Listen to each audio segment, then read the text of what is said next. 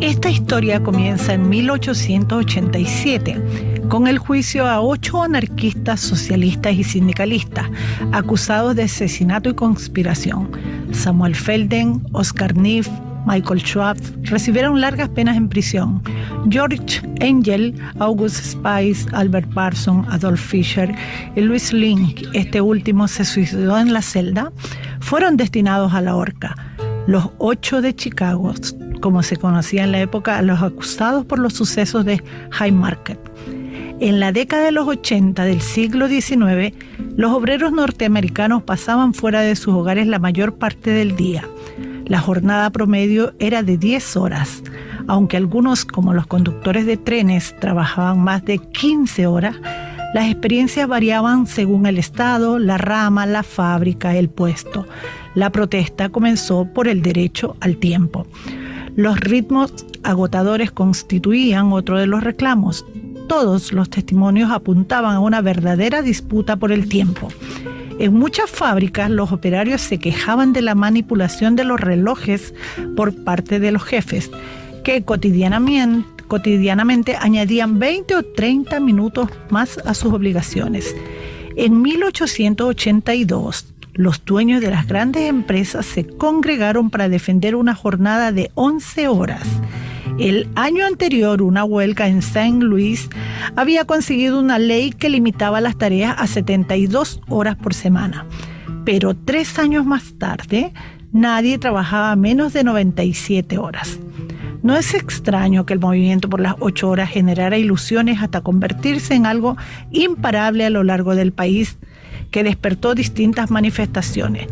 Las multitudinarias organizaciones obreras dispersas por todo Estados Unidos eligieron el 1 de mayo de 1886 como día para unir sus fuerzas.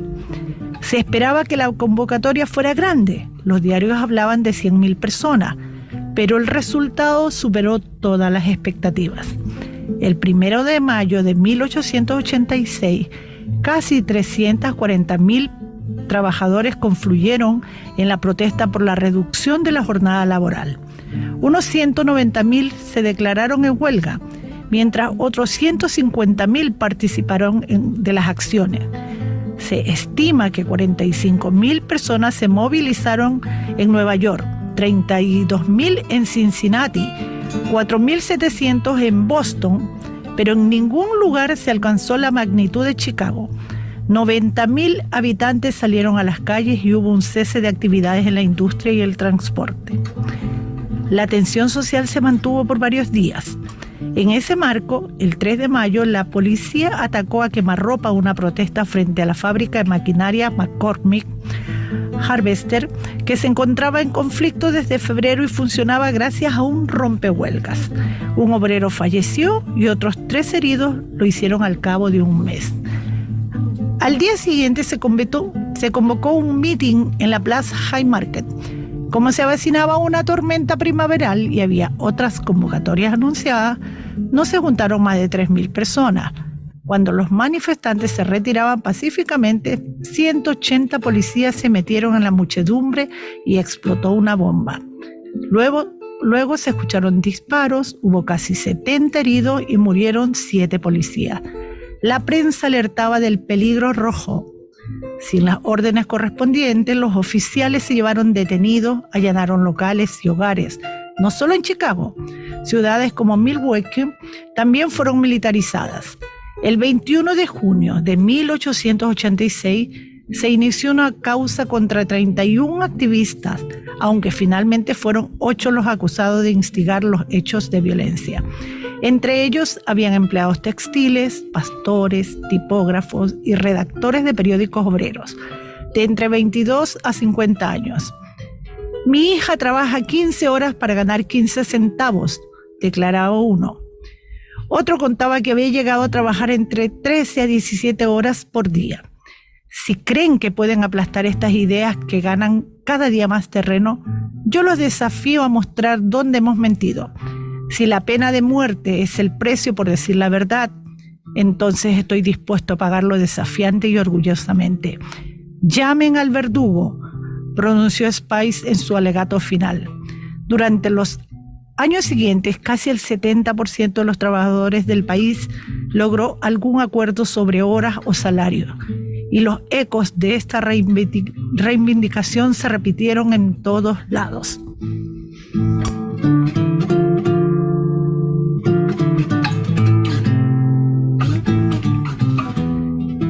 Hola amigos, amigas, quienes nos escuchan hoy viernes, como todos los viernes, Debate Social.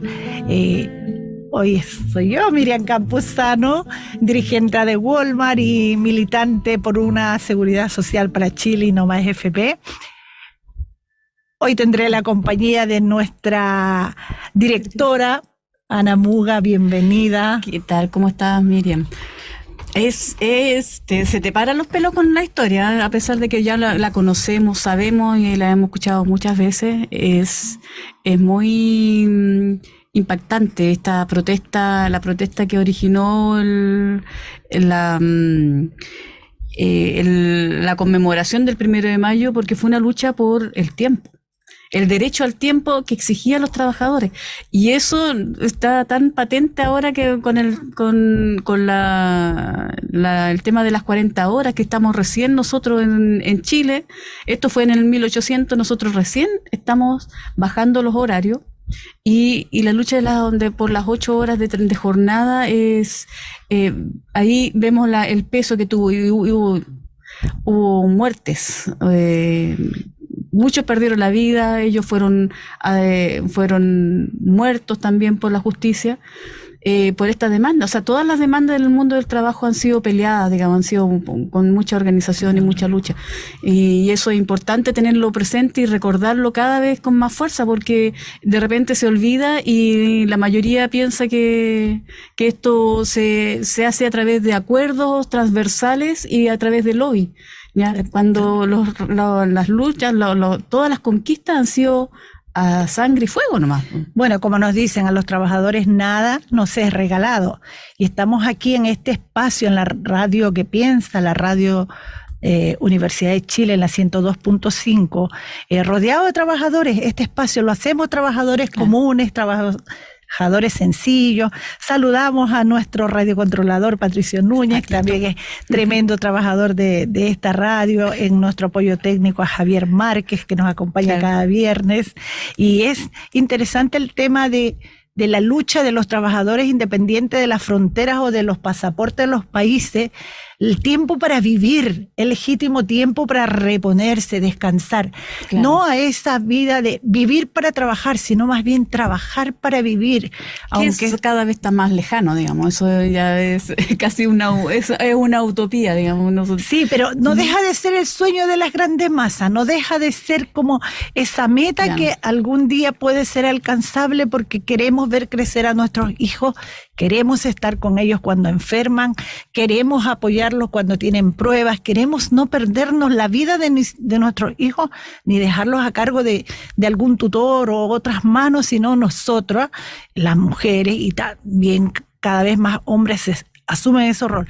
Entonces, el tema de las 40 horas, que hoy está en boga en nuestro país, estas 40 horas tan llenas de algarabía por algunos gremios y por la ministra, pero esas 40 horas que vino a potenciar en otro lado la inestabilidad o esta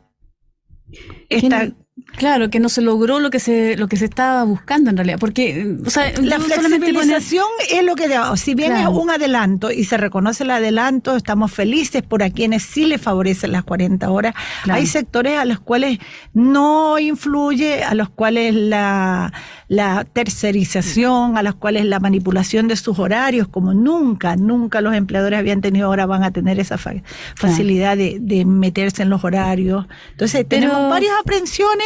Sin embargo, bueno. Pero fíjate, solamente una reflexión sobre el tema de las 40 horas, que es, de las 8 horas, de esta pelea, esta lucha por el tiempo que dieron los trabajadores en el 1800 y tanto.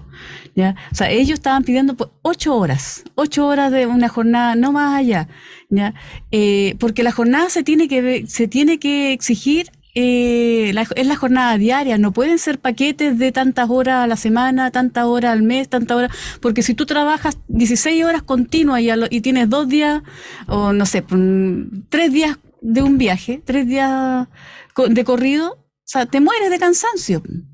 Aunque después no trabajes más durante la semana, o sea, tiene que haber el derecho al descanso, a la jornada acotada de trabajo y después poder seguir. O sea, porque se habla de que ahora efectivamente, con la ley de las 40 horas se disminuirían de 180 horas al mes a 160, con lo que efectivamente habrían 20 horas menos.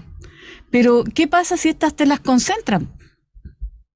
Están concentradas en pequeños bloques, digamos, y el patrón en este caso puede generar estas 3 días, una semana de 52 horas, o sea, de explotación, de sacarte el jugo, ¿ya? Y al otro, claro, después tienes un reposo, pero el cansancio generado, el estrés que se genera en un momento breve, también puede perjudicar la salud y también la calidad de vida, perjudica la calidad de vida de los trabajadores y trabajadoras.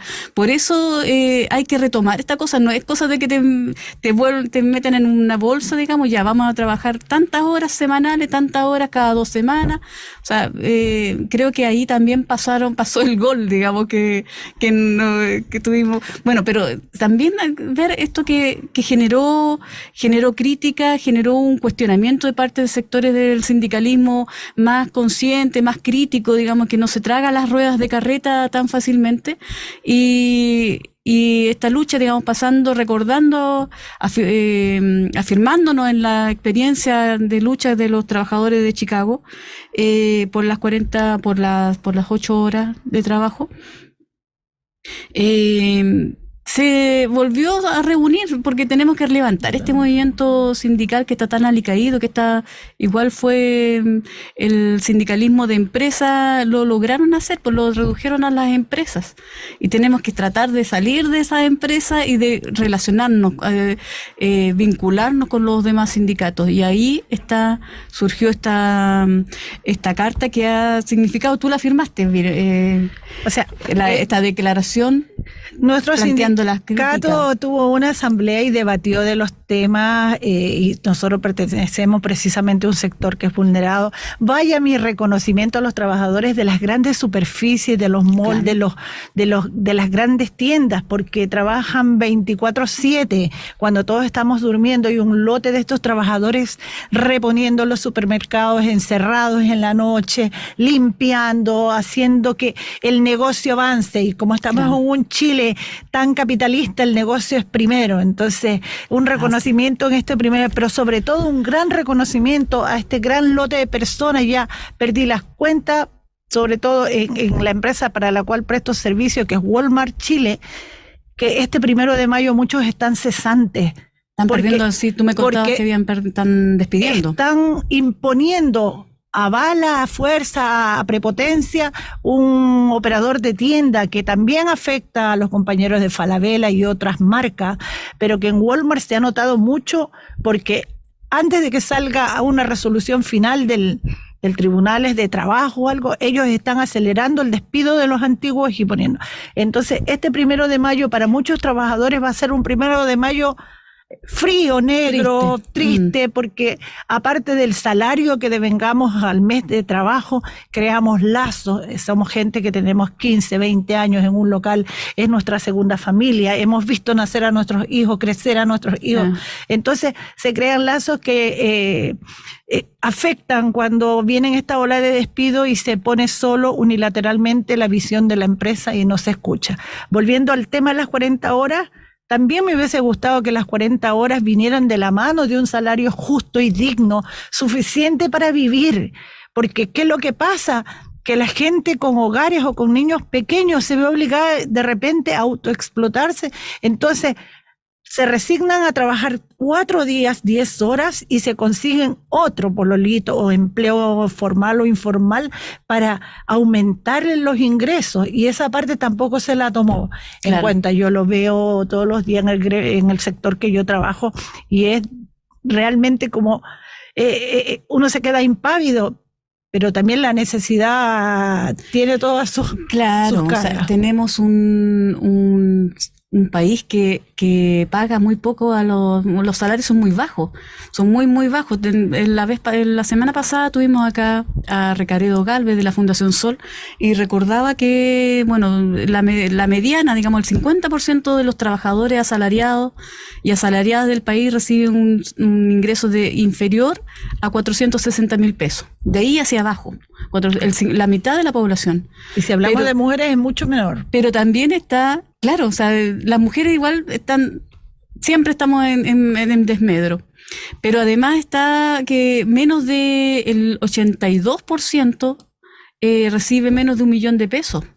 ¿Sí? Incluso los que tienen sueldos altos, digamos, o sea, aún así somos una gran cantidad, el 82% de la población recibe menos de 1.000.000 de pesos. ¿Sí? Y eso es o sea, finalmente en el 18% los que ganan un poquito más tienen que están a la altura de codearse con Luxi, con Angelín. Bueno, lo vivimos en el IFE, vivimos en el IFE, que el registro social de hogares nos encuentra como casi somos el nivel social de Piñera. Claro. O sea, el que gana 700.000 pesos ya está en el 90% de calificación.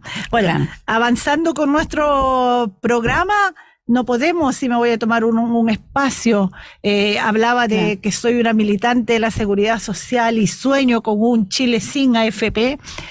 Hoy dimos la partida a uno de los nuestros, a un compañero, un gran líder del sector de Cerrillo Maipú, Gustavo, quien nos dejó.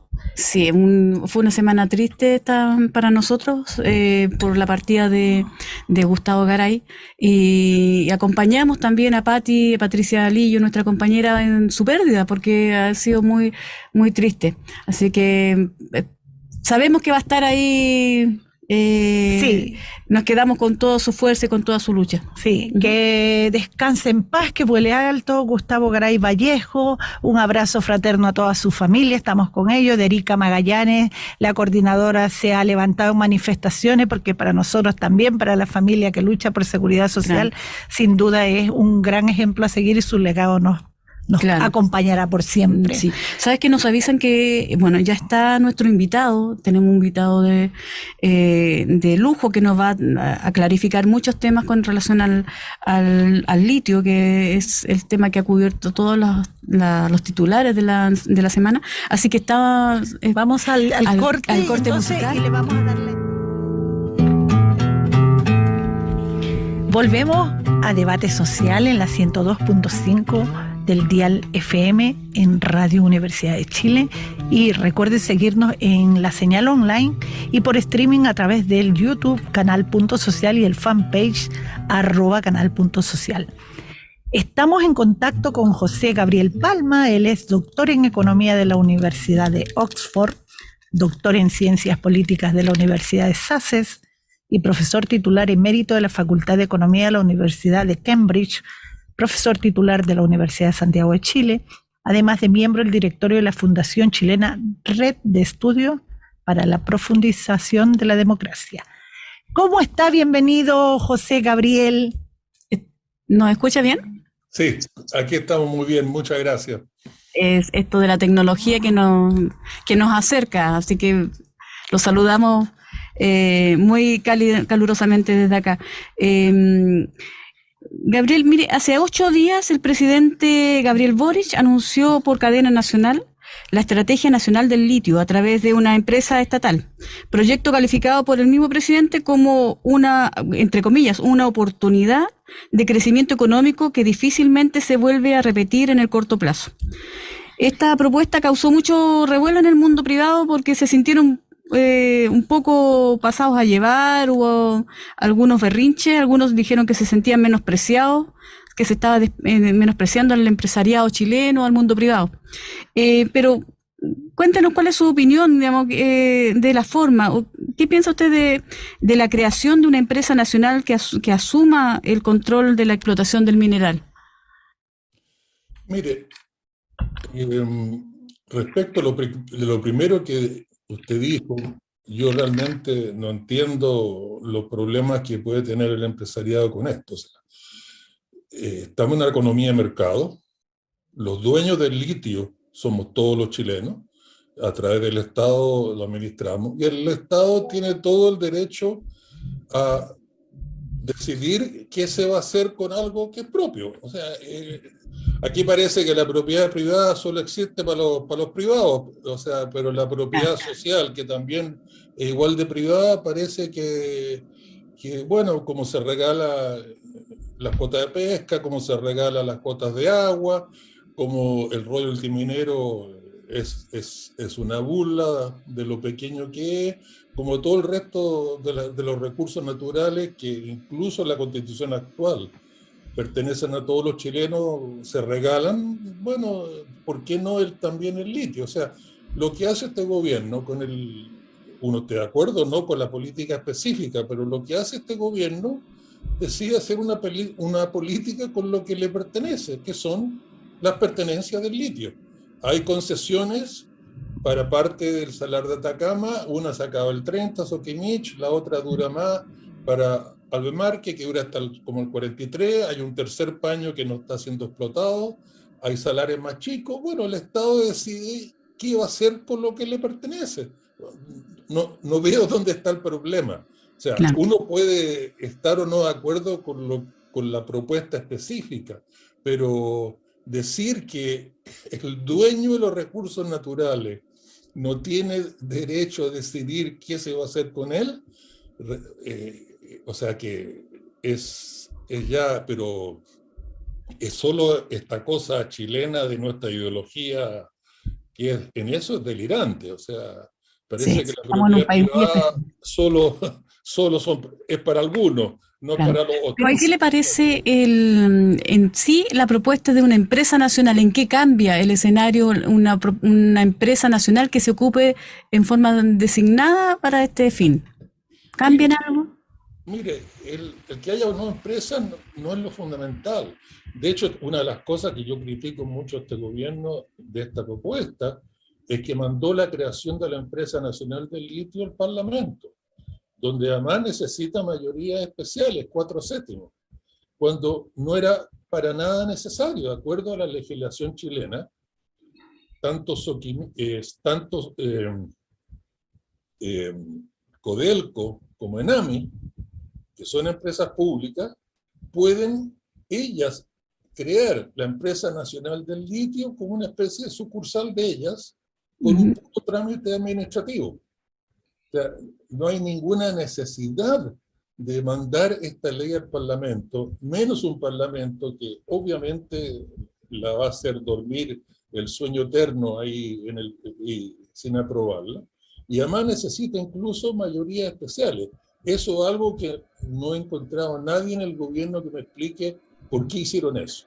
De hecho, Corfo es la que está haciendo las negociaciones. O sea, Corfo está también entrando por eso mismo. Corfo tiene todo el derecho a hacer las negociaciones, tanto ella misma o una filial de Corfo o de Codelco que se llame Empresa Nacional del Litio. Codelco puede generar una sucursal en forma administrativa. Enami puede hacer eso. Por lo tanto, ¿para qué mandarla al Congreso? Pero dejando eso al lado,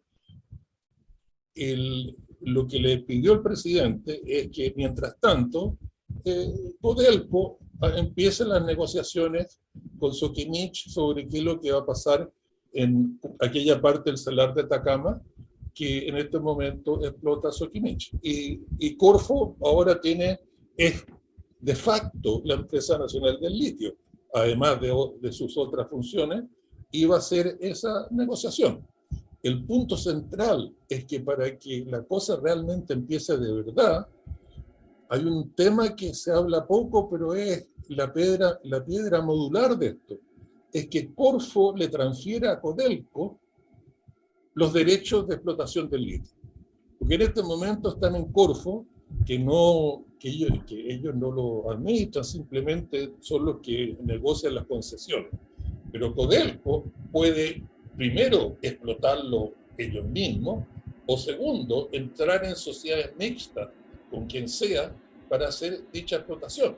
Pero para eso Codelco tiene que ser el dueño, o más que dueño, tiene que ser el que tiene legalmente la concesión del litio a partir del 30, del litio de ahora, de lo que no está en explotación, y el paño Soquimich a partir del 30 en adelante, cosa que pueda negociar con Soquimich de verdad. Entonces, hasta que eso no pase, todo esto está en el aire. O sea, como todos estos anuncios, hay que ver no solo la letra chica, sino que hay que aterrizarlo. Mientras Corfo no transfiera a Codelco los derechos del litio para que Codelco entonces, ya sea ellos mismos o negociando con Soquimich, busquen formas de explotarlo, la cosa está en el aire. Así es, bueno, coincidiendo con varias de las cosas que dijo José Gabriel, bueno, hubieron también titulares que decían que el presidente hablaba de nacionalización, y ahí coincidimos con usted porque está totalmente equivocado. El litio es un mineral nacional cuya explotación ha sido concesionada a privados, ya lo mencionaba usted, Albert Marle y Soquimich. Pero conjuntamente con toda esta serie de anuncios que hizo el gobierno, sigue también en trámite legislativo un aumento en el royalty minero. El empresariado ha planteado que el royalty ad valorem vuelve al país menos competitivo. Este afán que tienen los empresarios de decir que siempre el Estado no lo hace bien y solo los privados lo pueden hacer mejor. ¿Qué piensa usted de esta discusión? ¿Respecto al royalty del cobre o respecto al asunto del litio? Al royalty minero del cobre y del litio, no sé si... Sí, no están... Mire, el royalty del cobre es una vergüenza. Por varias razones. Primero, yo no entiendo cómo incluso este gobierno insiste en hablar del royalty como si fuera un impuesto. Le prometo, un alumno mío en Cambridge me dice que el royalty es un impuesto, lo saco mal por ignorante. O sea, el royalty nunca ha sido un impuesto. El royalty es lo siguiente. Imagínense que BHP, que explota la Escondida, saca una roca de 1 tonelada del yacimiento. Imagínense que la ley del mineral es 1%. En esa roca que saca BHP del yacimiento de la Escondida, van 10 kilos cobre fino, si la ley del mineral es 1%. 10 kilos cobre fino más algunos subproductos que están incrustados en esa roca. Ahora, esos 10 kilos cobre fino y esos subproductos, el molibdeno, etcétera, nos pertenecen a nosotros y no a BHP. Por lo tanto, el royalty es qué precio le colocamos nosotros, los dueños de esos 10 kilos cobre fino incrustados en la roca y de ese molibdeno, oro, plata, selenio, los otros subproductos que están en esa roca, que son nuestros, ¿a qué precio se lo vendemos a BHP? Y BHP, ese es el insumo de su aparato productivo. BHP entonces toma esa roca, la sube a un camión de esos monstruosos, la lleva a una chancadora donde la transforma en polvo, de ahí la pone en una cinta transportadora a la piscina, donde hace la flotación con los químicos necesarios, saca la nata y es el cobre concentrado. Lo que hace BHP es el proceso de empezar la extracción de esos 10 kilos cobre fino del resto de la roca. Y el primer paso, el concentrado, donde se pasa de 1% de contenido de mineral a 30% de contenido de mineral, y después, si se hiciera en Chile la fundición, se pasaría de 30 al 96, y si hiciese la refinación del 96 al 99, etc.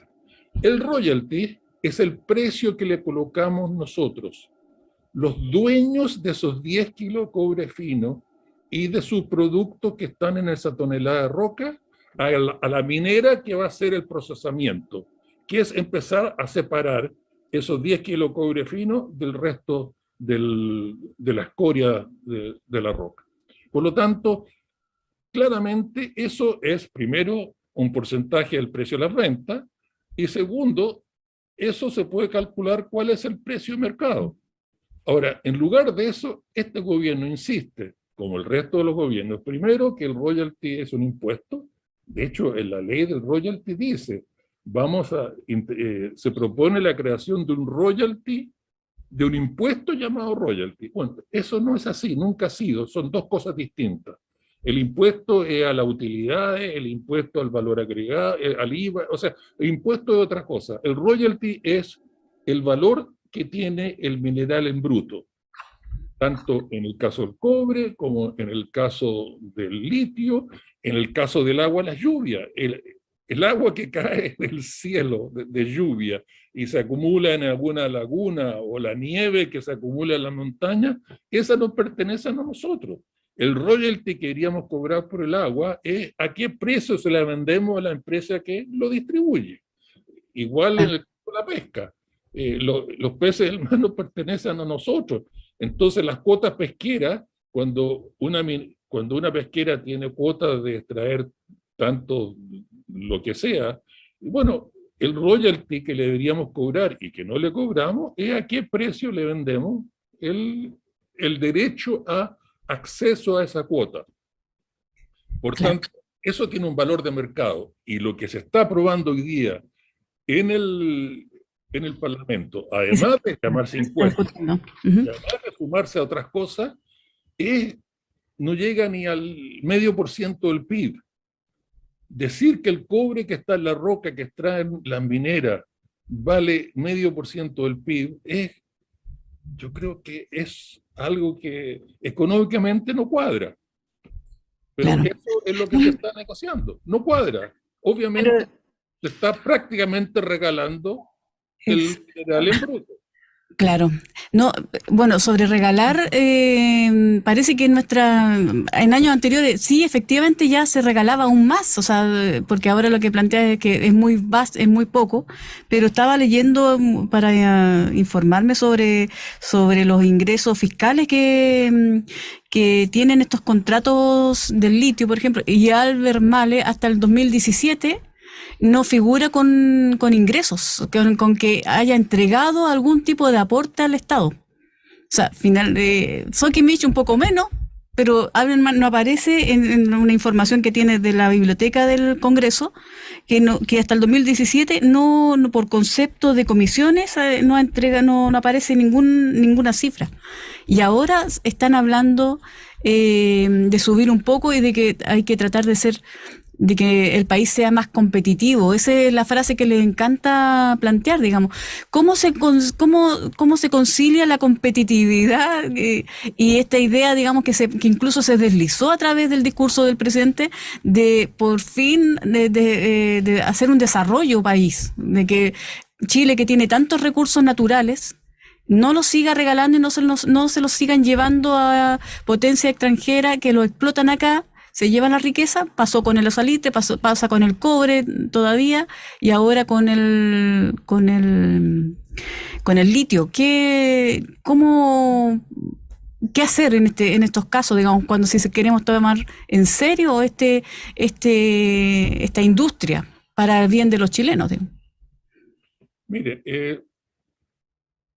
como le digo, el primer royalty se colocó en el gobierno de Lago, que fue el royalty, fueron literalmente 3 pesos. 2005. Pero por lo menos ellos tenían la excusa de que en ese minuto habían senadores designados. Por lo tanto, pasar por el Congreso, cualquier proyecto, había que tener mayorías que no existían. Pero después tuvimos gobiernos, que primero salieron los senadores designados, y segundo tuvimos gobiernos de concertación que tenían mayoría en ambas cámaras, y que por lo tanto podrían haber aprobado perfectamente un proyecto de royalty minero, y no lo hicieron. Ahora, el primer intento serio de hacer esto fue al final del gobierno de Piñera, cuando el Congreso Nacional, o sea, la Cámara de Diputados, aprobó un proyecto de royalty. Y ese proyecto royalty es el primer proyecto royalty que ha tenido sentido desde que en estos 50 años de modelo extractivo. Ese proyecto royalty fijaba el royalty como porcentaje de las ventas y lo asociaba al precio de venta. En número redondo hoy día ese proyecto de royalties, si estuviera en ejercicio, estaría rindiendo algo cercano al 3% del PIB. Por lo tanto, lo que se está discutiendo ahora, de que con suerte llegaría al medio por ciento del PIB, y lo más probable que no se llegue más allá de un 0,3% del PIB, estamos hablando que es casi un décimo de lo que aprobó la Cámara de Diputados. Y en esa Cámara de Diputados había un diputado que se llamaba Boric, había una diputada que se llamaba Vallejo, había un diputado que se llamaba Jackson, y estuvieron todos no solamente a favor de este proyecto, sino eran de las personas que más lo impulsaban. Ese proyecto lo aprobó la Cámara, pasó al Senado y ahí pasó a dormir el sueño eterno, porque la composición del Senado era, a pesar que había mayoría, en teoría, de centro-izquierda e izquierda para haberlo aprobado, como todos sabemos, hay varios senadores de centro y centro-izquierda que han pasado su vida siendo financiados por las mineras y que por lo tanto boicotearon el proyecto. La persona más obvia fue el senador Girardi en la Comisión de Minería de la Cámara del Senado. Ahora, ese proyecto es el primer y único intento, que no llegó a puerto, de tener un royalty de verdad. Un royalty que reconocía lo que yo le digo, que el royalty es el precio que le colocamos los chilenos a los minerales en bruto que están en el yacimiento y que nos pertenecen a nosotros. ¿A qué precio le vamos a entregar esa roca de 1 tonelada a BHP que contiene 10 kilos de cobre fino, más un poco de molibdeno, algo de oro, plata, helio, selenio, etc.? Y eso tenía un precio que era un porcentaje del precio de venta y con una tasa que iba subiendo según era el precio final de venta del cobre. O sea, era un proyecto bien pensado, era un proyecto que tenía sentido, que nos pagaba a los chilenos un precio relativamente de mercado de esos minerales en bruto que se extraían en el cobre, y que la Cámara de Diputados incluso lo apoyó, como le decía, con esos diputados miembros activos de esa Cámara. Ahora, el proyecto de ahora es mejor que nada, como cualquier cosa que da algo en lugar de dar nada, pero que primero se confunde con impuestos, segundo se renegocia cada día más, y tercero, lo que va a rendir va a ser probablemente un décimo de lo que proponía el royalty de la Cámara de Diputados. Y la propuesta, tú tenías, no, dale. Y la propuesta, en definitiva, de la empresa nacional, ¿le ve alguna positivo, algún cambio contundente? Porque si va a tener que pasar por la Cámara, que va a ser que al pasar por la Cámara sabemos que después son destrozadas las buenas intenciones y va quedando más o menos la conveniencia.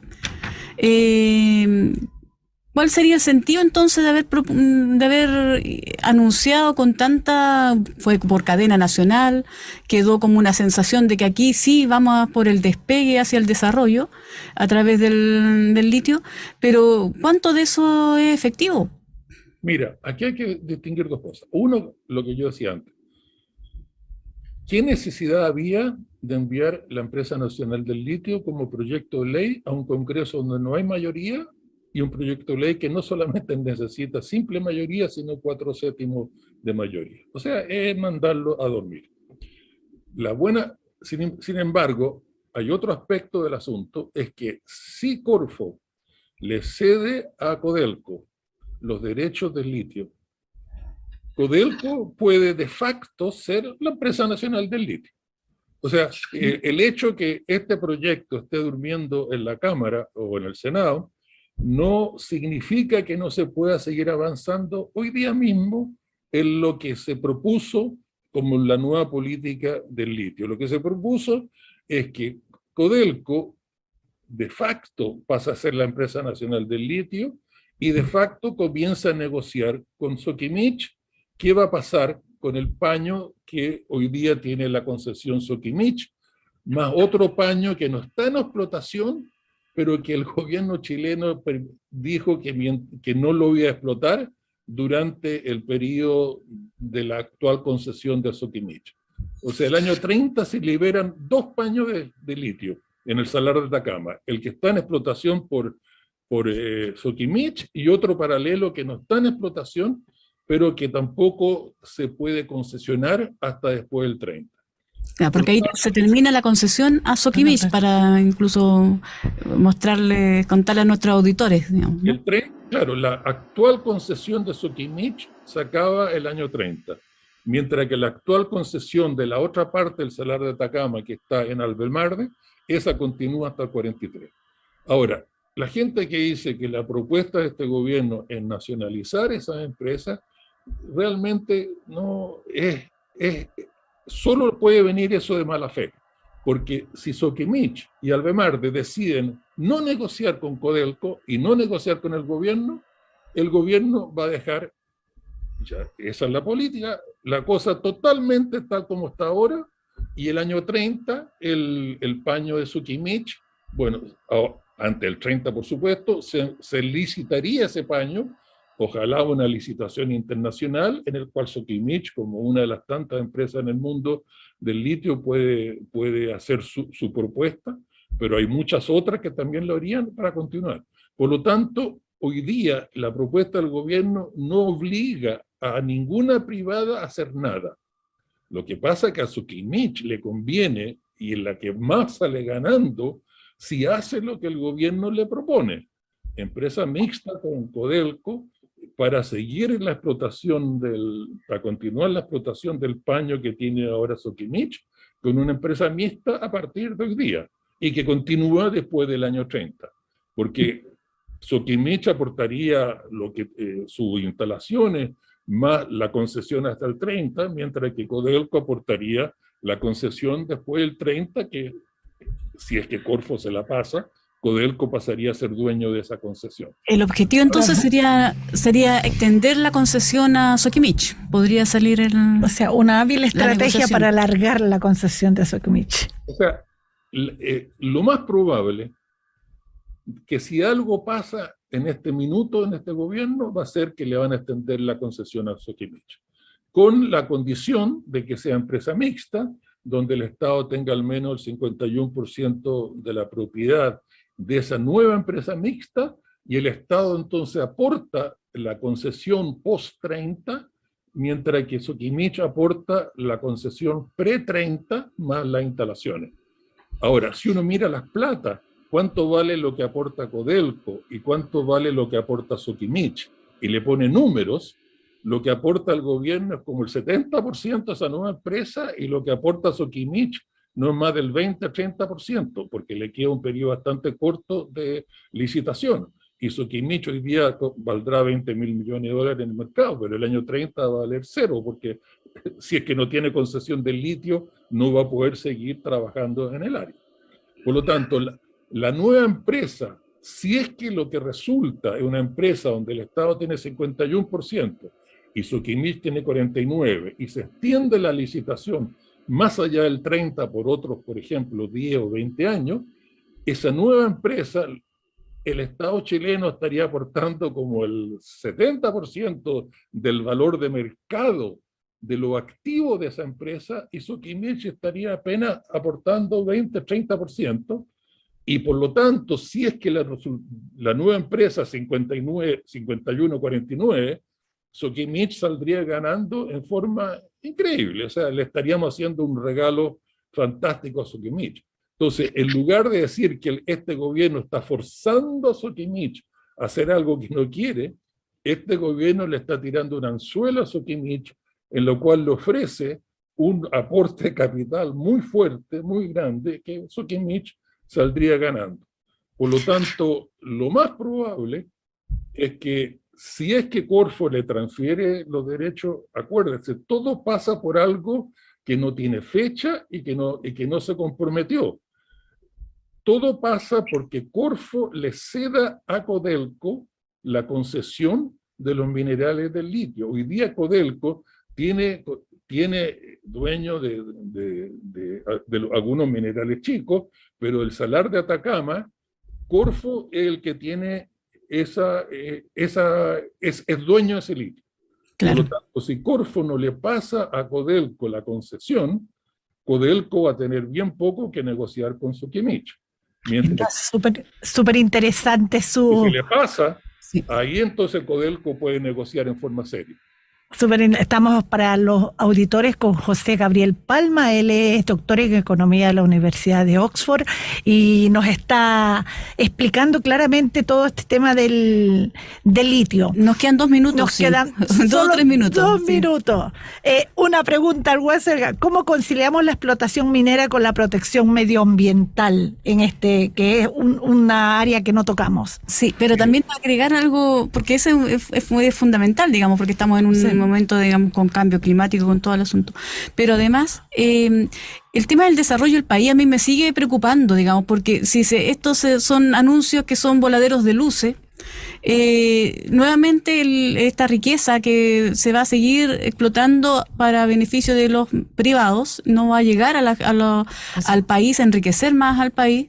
Está el tema también de que no se le genera, no tienen valor agregado, digamos, no hay industria que se haga algo más con el litio en la zona. Entonces, también darle una vuelta así como en 3 minutos máximo, exigente, pero como para darle a nuestros auditores qué podemos esperar de este tema, digamos, de esta riqueza que ahí la tenemos.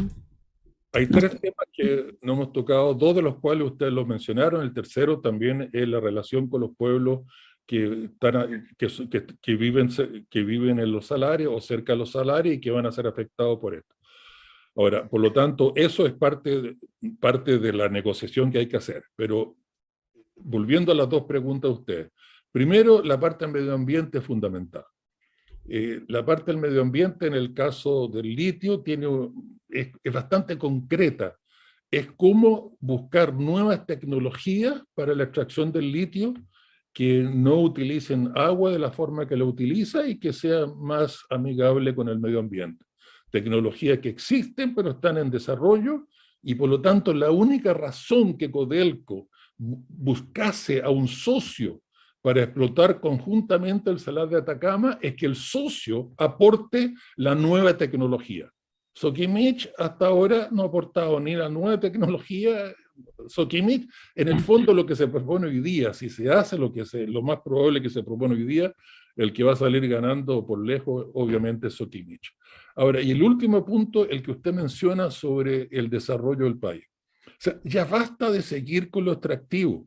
Llevamos 50 años de una estrategia productiva extractiva que ya no da para más.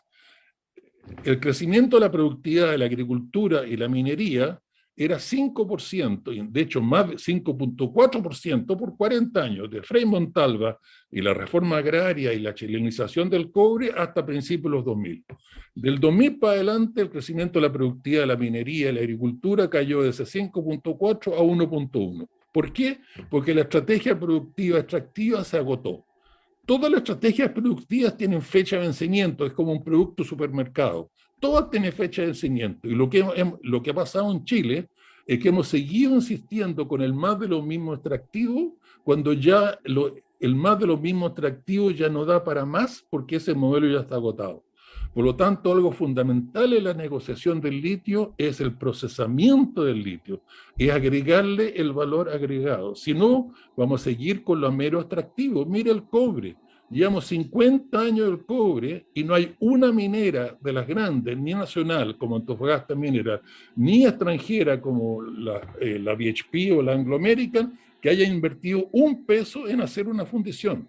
El cobre concentrado, que el año 90 era apenas el 12% de las exportaciones de cobre, hoy día es 50% de las exportaciones de cobre y se espera que para el 35 va a ser 75% de las exportaciones de cobre. O sea, en lugar de irse adelante, vamos para atrás.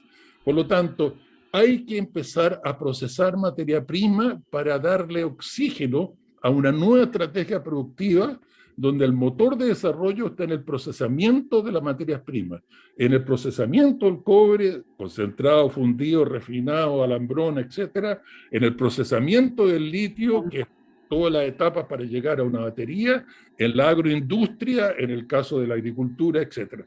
O hacemos ese paso esa reingeniería de nuestra estrategia productiva y nos pasamos al procesamiento de las materias primas, o vamos a seguir dando vuelta en banda como estamos ahora, que la economía chilena lleva 15 años sin crecimiento de la productividad. ¿Y ese le ve cara al sector privado? Disculpa, ¿le ve cara al sector privado de hacer ese cambio? Para nada. Lleva 50 años las mineras privadas y no han hecho nada. ¿Por qué lo van a hacer ahora? Porque es un tema largo que no tenemos tiempo para discutir. Pero la empresa pública se necesita, pero con fuerza. Con solo lo extractivo, solo el concentrado. Y hoy día Mineral, por ejemplo, está tratando de desarrollar concentrados en Perú, en Estados Unidos, en otros países. O sea, hacen toda la diversificación horizontal para hacer más de lo mismo primitivo, más de lo mismo extractivo. Las forestales, más astilla madera en Argentina. Así es. Gabriel, lamentamos tener que terminar esta conversación, porque estamos nos pasamos. Pero es un tema muy interesante, apasionante, que tiene que ver con nuestro crecimiento. En medio minuto. En el norte de Chile los salares son fuentes de biodiversidad de agua. No pueden ser considerados solo como lugares de explotación. Lo dijo la científica Cristina Dorador en entrevista al Mercurio. Así que vienen muy ad hoc al momento. Muchas gracias, José Gabriel Palma, por tu tiempo, por tu disposición siempre para este espacio de debate social. Y estamos conversando luego. Y muchas gracias por la invitación. Un abrazo, gracias.